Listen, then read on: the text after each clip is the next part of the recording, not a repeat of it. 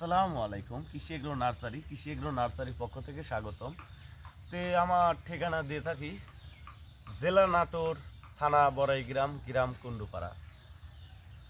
আমার হাতে দেখতে পাচ্ছেন পটলের চারা। এগুলো আমরা লতা থেকে চারা তৈরি করেছি। এই চারাগুলি রোপণ করার নিয়ম লাইনে 1 হাত পর, এক লাইন থেকে আরেক লাইন 1.5 হাত পর, 2 হাত পর, অর্থাৎ বিঘাতে 600 পিস পটলের চারা রোপণ করতে হয়। বর্তমানে আপনার ডিসেম্বর মাস, জানুয়ারি মাস, ফেব্রুয়ারি মাস পটলের লাগানোর উপযুক্ত সময়। এখন লাগালে দেখা যাবে যে 2 মাস পরেই এই পটলটার ফুল আসবে। আর অন্যান্য জাতের চাইতে লম্বা জাতের পটলটা চলতেছে বেশি। বাংলাদেশের প্রতিটি জেলায় বাজারকরণের জন্য লম্বা জাতের পটলটা চলে বেশি। আর এই পটল চাষের জন্য যে জমিটাতে আপনারা পটল চাষাবাদ করবেন, ওই জমিতে, উঁচু জমিতে পটল চাষ করবেন, তাহলে একটা ভালো বেনিফিট করতে পারবেন।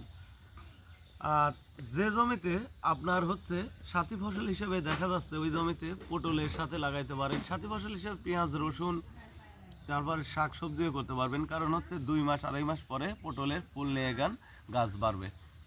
ভিউয়ার্স, আমরা এই পটলের চারা বাংলাদেশের প্রতিটি জেলায় যেখানে যেখানে সুন্দরবন কুরিয়ার অফিস আছে, ওই জায়গায় পৌঁছায় দিই। ভাড়া এবং ক্যারেটের টাকা দিতে হবে, আর বাদবাকি টাকা মাল হাতে পাওয়ার পর কুরিয়ার অফিসে দিতে হবে। প্রিয় ভিউয়ার্স, আপনারা চারা নিতে চাইলে অবশ্যই যোগাযোগ করবেন। আসসালামু আলাইকুম।